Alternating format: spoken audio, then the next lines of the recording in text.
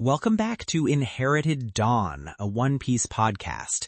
We are breaking down every single chapter of the greatest story ever told, and today we've hit a big one. We're on Chapter 50, The Road of My Own. And let me tell you, the road just took a sharp turn off a cliff.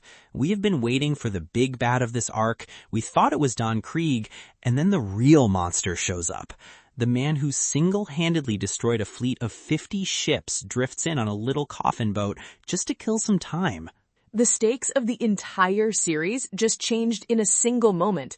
Everything we thought we knew about the world's power levels is about to be redefined. If you are new here and this is the kind of moment you live for, the kind that redefines an entire series, do yourself a favor and hit that subscribe button. You don't want to miss a single moment of this journey. You want to be on this ship with us when it happens. You really don't. So let's get into it. The chapter opens right in the chaos of Krieg's destroyed ship. Yeah, the Moby Dick this is not. It is just splinters. And Johnny is there, apologizing to Zoro and Usopp for letting Nami get away with the going Mary. He feels awful. He and Yosaku are bowing so low their heads are practically scraping the deck. You can feel the shame coming off them. It's a complete mess, and we get the flashback to exactly how it happened. Johnny and Yosaku are with Nami, and she's flipping through bounty posters. She stops on one, a 20 million berry bounty for a fishman. And she just freezes. The mood completely shifts. All the charm, all the friendly banter, it evaporates. It's like a switch flips inside her.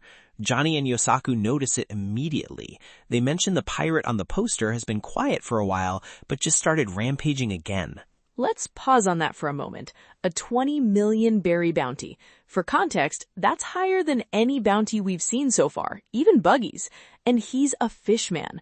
Up until now, fishmen have been something of a myth, a legend from the Grand Line. This is our first confirmation that they are real, and at least one of them is a significant threat in the East Blue. Right, and Nami's reaction isn't fear exactly, it's something else. It's like seeing a ghost that owes you money and you also hate its guts. The way her face is drawn, her eyes are just completely shadowed out. It's a look we've never seen on her before. Okay, but think about what this means. She's not just a thief who steals from pirates for the thrill or the cash. She is actively tracking a very specific one.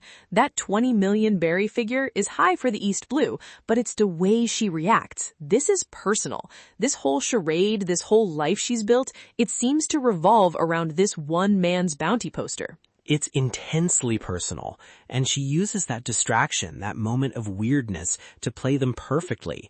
She moves their treasure onto the Going Mary's deck, asks them to turn around so she can change. A classic, foolproof technique, one that preys upon a very specific type of predictable male behavior. It works every time.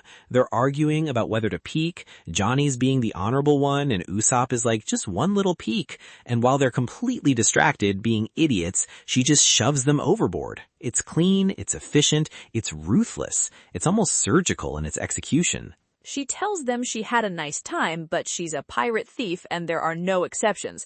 But then she says something interesting. If fate truly links us, we'll meet again. See, that's the part. It's not a get lost losers. It's not even a thanks for the boat, suckers. It's a goodbye for now, maybe. It's just enough to make you think she doesn't actually want to be doing this. There's a conflict there. She's betraying them, but she's also leaving the door open a crack. It implies she believes in a force beyond her own control, that her own choices aren't what will ultimately decide her path, which is a very telling thing for someone who seems so in control, who manipulates every situation to her advantage. Deep down, she seems to feel that her life is not her own to steer. It suggests a deep-seated lack of agency. Which is insane when you think about it. She just single-handedly took control of a ship from 2 swordsmen. She seems like the most in-control person we know. But that line tells us it's all a facade. Back in the present, Zoro is furious, not just because they lost the treasure, but because his judgment was wrong. He trusted her on some level, and Usopp is freaking out because, it's his ship. The Going Mary is his gift from Kaya. It's the first real tangible piece of his dream to be a brave warrior of the sea. It's his most prized possession, and then Luffy, calm as anything while everyone else is losing their minds, just points to the horizon. There she is, not an ounce of panic in his body. No hesitation, no anger, just a statement of fact and intent. He sees the problem, Nami is leaving, and he immediately identifies the solution. Go get her. The emotional component of betrayal doesn't even seem to register with him. And then he says it. We're going after her. Zoro immediately objects, calling her a witch and saying no good can come from chasing a backstabbing thief. And Luffy, bro, this is maybe the first time we see the absolute unshakable foundation of Luffy's captaincy. It's a defining moment. He just looks at him and says, I will accept no one else as our navigator. That's it. That's the whole argument. It's not we need a navigator, it's I need her. He's already decided Nami is a Straw Hat pirate. It doesn't matter what she does, what she steals, or who she betrays. The decision has been made. The world just needs to catch up. He's not trying to convince Zoro. He's stating a fact of his reality. It's a level of faith that borders on clairvoyance, or perhaps just profound stubbornness.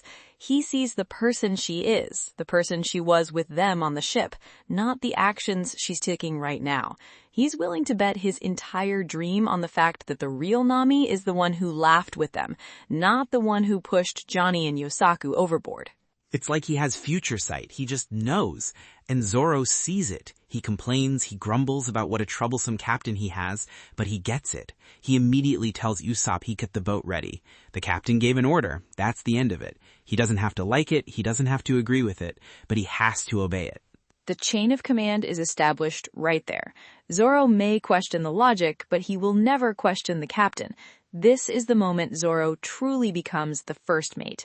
He is the one who upholds the captain's will, even when it seems irrational. He is the anchor for Luffy's wild intuition. So Zoro, Usopp, Johnny, and Yusaku are off to chase Nami. Luffy has to stay behind, of course. He still owes Zeff for the food and the damage to the restaurant. He's a man of his word, even if it's inconvenient. It's a nice character beat. His conviction about Nami doesn't erase his responsibility to Zeff. He contains both ideas at once, an unshakable loyalty to his chosen crew and a simple, honest integrity. He doesn't let one obligation cancel out the other. Exactly. As their boat pulls away, Zoro yells back at Luffy to be careful, and right on cue, one of Don Krieg's men starts screaming in absolute blood-curdling terror. He's back! The man who destroyed our fleet is back to finish the job! The instant panic is instantaneous. The entire crew, these guys who seemed so tough a few chapters ago, are completely terrified.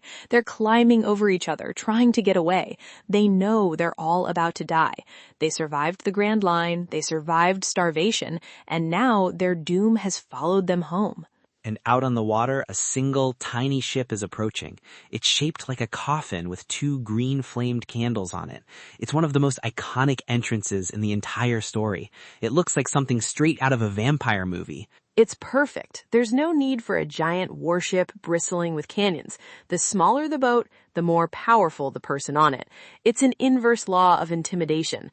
Whitebeard has a massive ship, sure, but this guy doesn't need a crew. He doesn't need protection. The boat is just a suggestion to keep his feet dry. He is the fleet. On the Barati, the chefs are trying to figure out who it is. They're confused. They see one man and assume he can't be a threat. And then Zeff, who has seen the Grand Line, who knows what real monsters look like, just says his name. He confirms his identity. Hawkeyes. Dracule Mihawk, the world's greatest swordsman. Even the name is perfect. Dracule, come on. And Hawkeyes for those piercing, inhuman eyes. The title says it all. Not a great swordsman, the greatest. And on the other boat, Zoro just stops breathing. The panel focuses entirely on his eye. You can feel the world crash down around him. His entire life's ambition, his reason for living, the promise he made on a dead friend's grave just drifted up to a floating restaurant in the middle of the weakest sea in the world. The sheer impossibility of it. Imagine dedicating your life to becoming the world's best basketball player so you can finally challenge Michael Jordan. And one day, Michael Jordan just shows up to your local YMCA to shoot some hoops. What do you even do? How do you process that? You have to try and climb it. There's no other choice. For someone like Zoro, this isn't a disaster. It's a miracle. A terrifying, probably fatal miracle. The thing he was sailing towards has just come to him. The Krieg pirates demand to know why he followed them all the way from the Grand Line. They're screaming at him. Our 50-ship armada is at the bottom of the sea because of you. What more do you want? And his answer? His answer is just legendary. It defines his character in 3 words. To kill time. That's it. He slaughtered 50 ships, thousands of men, and chased the handful of survivors across the world because he was bored. The sheer casual arrogance is on a level we haven't seen before. This isn't some deep-seated cruelty or elaborate scheming. This is just apathy. They're ants to him. Their entire struggle for survival was just his afternoon entertainment. It completely reframes Don Krieg. We were led to believe Krieg was this formidable threat, the master of the East Blue. And in this one sentence, Mihawk reveals that Krieg isn't even a villain. He's a victim. He's the prologue to the real story. One of the pirates doesn't take it well, which is understandable, and starts shooting at him with a flintlock pistol. And this is where we see the difference in power. Mihawk draws his sword, this enormous black blade, and just nudges the bullets. It's so clean. It's not a block. It's not a parry. Zoro points it out immediately. He didn't just stop them. He changed their trajectory with the tip of his blade. He's so precise. He can alter the path of a speeding bullet with a movement so small it's almost imperceptible. My God, the wrist control on this guy. It's like watching a surgeon. Anyone can swing a sword, but to have that level of delicate precision with a blade that's taller than you are, it's just not human. Zoro says he's never seen a sword handled so gracefully, and Mihawk's response is a lesson in itself. There is no strength in swordplay without grace. It's the philosophy of a true master. It's not about brute force. It's about perfect control, perfect technique. It's the difference between a brawler and a martial artist. Anyone can swing a sword hard. Only one person in the world can do that. And he's teaching a lesson to an audience that's about to die. Zoro, putting the final piece in place, asks him if he cut that ship too, referring to Krieg's galleon, which we saw cleaved in half. Mihawk just confirms it. Yes. And that's it. No more doubt. This is the man. This is the goal. Zoro looks at him and says, "I set sail to meet you." He tells him his goal is to take his title. It's so blunt, so direct. No flowery language, just pure, unfiltered ambition. And he challenges him to a duel, right here, right now. He uses Mihawk's own words against him. You were looking to kill time, weren't you? It's a brilliant move. He's cornering him with his own arrogance. That takes guts, man. That is conviction right there. The other pirates are all whispering. They finally recognize him. That's the pirate hunter, Roronoa Zoro. His reputation precedes him, but it means nothing in this moment. Being a big fish in the East Blue is like being the smartest ant in the anthill. Usopp is trying to get Luffy's attention, yelling that the Going Merry is getting away, but Luffy doesn't even hear him. He's completely locked in on Zoro and Mihawk. He understands the gravity of this moment. His crewmate's dream is happening right in front of him. This isn't a side quest. This is the main story for Zoro. Mihawk steps off his boat and onto the wreckage, but he's not even interested. He looks at Zoro and just calls him a weakling. The condescension is suffocating. He says that if Zoro were truly a great swordsman, he would know the difference in their power without even needing to cross blades.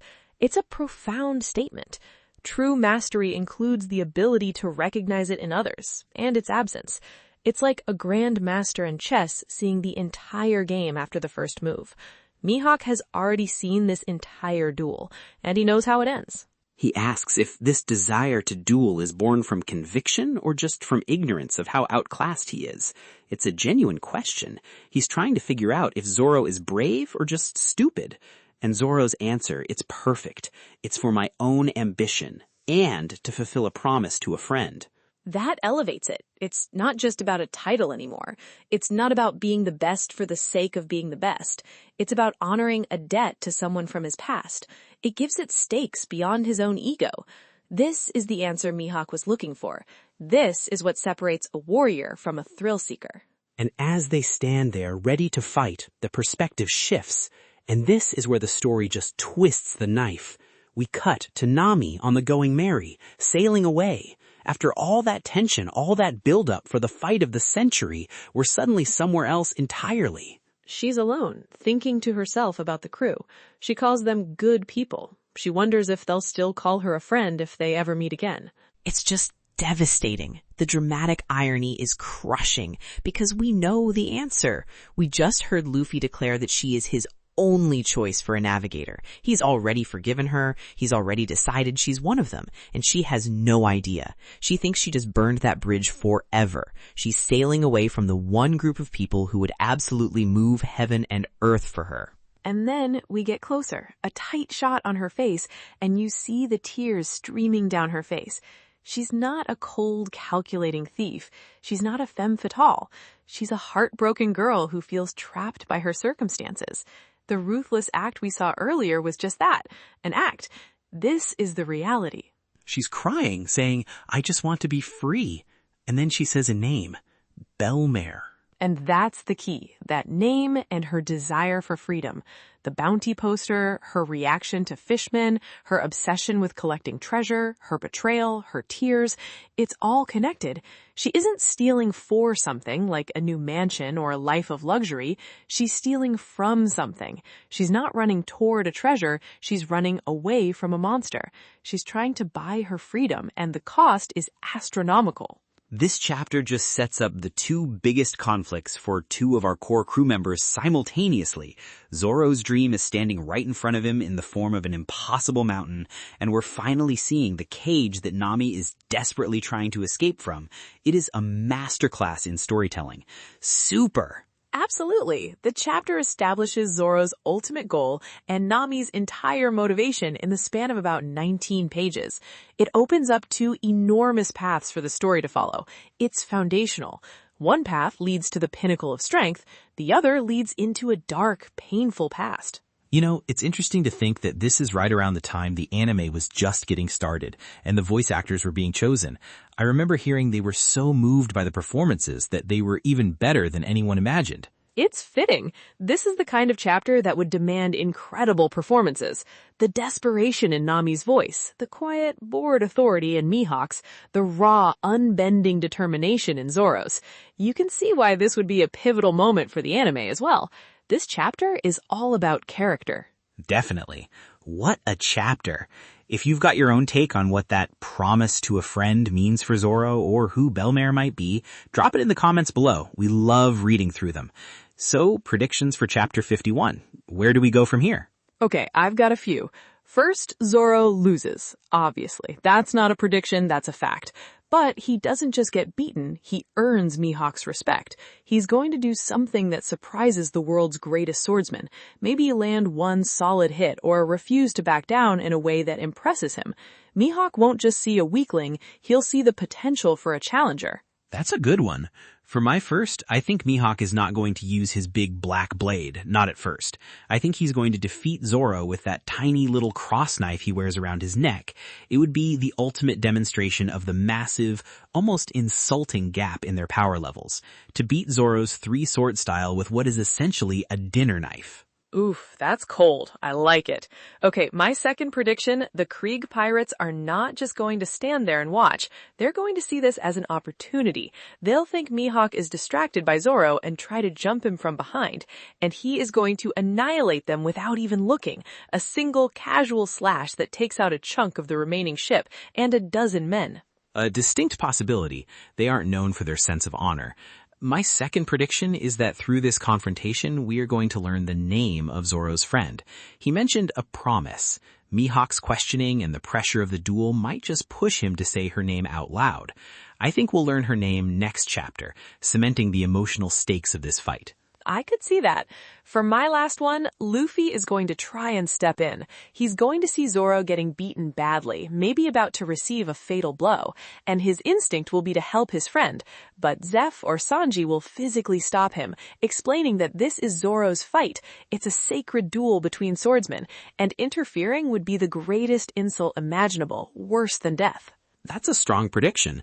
It would teach Luffy a valuable lesson about the different codes his crew members live by. He can't just punch every problem away. For my final prediction, Mihawk will leave Zoro with a scar, but also with a goal, a physical mark of his defeat. He won't kill him. He'll defeat him, tell him to get stronger, to surpass his rival, and that he will wait for him at the top. This duel isn't an execution. It's the first lesson from the future master. It's an invitation to the Grand Line.